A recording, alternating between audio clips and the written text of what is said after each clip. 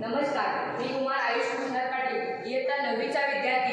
पंख जरी जळाले तरी नील होऊन जाईन मी, पंख जरी जळाले तरी नील होऊन जाईन मी, मृत्युंजय मुक्तीचे गीत नवे गाईन मी, गीत नवे गाईन मी। असे कृतीतून संदेश देणारे, कृतीतून वृत्तीत आणि वृत्तीतून मूर्तीत व आपले विचार प्रत्येक मूर्तीत पेरणारे, मुदाच्या माळावर नंदनवन फुलवणारे, सामान्य माणसाच्या हृदयात अधिराज्य गाजवणारे, असे अष्टपैलू व्यक्तिमत्व असणारे स्वर्गीय पप्पा पाटील तथा अण्णा होय।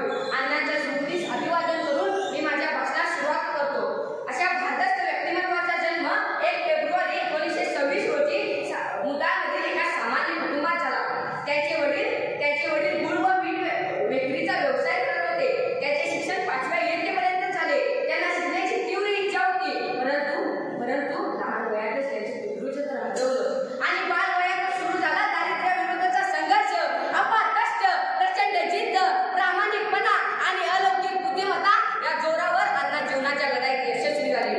सन 1951 ते 1955 पर्यंत अण्णा बुदरगड तालुका काँग्रेस उपाध्यक्ष म्हणून कार्यरत होते।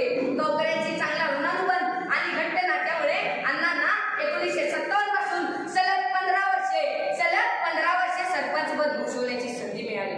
ते फक्त सामाजिक कार्यकर्ते नसून एक प्रगतशील शेतकरी म्हणूनही नावारूपाला आले होते। त्यांनी सर्वांना असा संदेश दिला की सर्वांनी देश बनवूया सृजनशील, सर्वांनी देश बनवूया सृजनशील, प्रत्येक घरात घडवूया शेतकरी प्रगतशील, प्रत्येक घरात घडवूया शेतकरी प्रगतशील। पंचक्रोशीसह इथला कष्टाळू शेतकरी राजा याच्या शेतीला 12 महिने पाणी मिळावे यासाठी पंतप्रधान स्वर्गीय इंदिराजी गांधी यांची भेट घेऊन काळामावडी धरणाच्या कालव्यासह पूर्तता झालीच पाहिजे असा ठराव मांडला।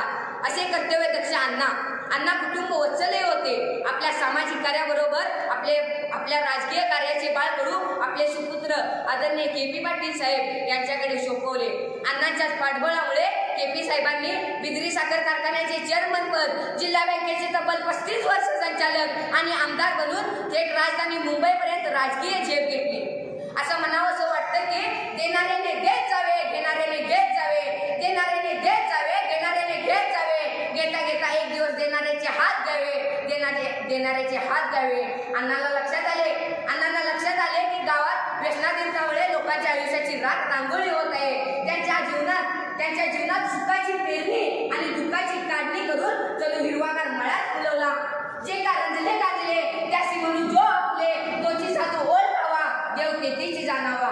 या भक्तिरूपेने गावात वारकरी संप्रदायाची स्थापना केली आणि त्या वारकरी संप्रदायाचे हरिभक्त परायण स्वतः अण्णा झाले।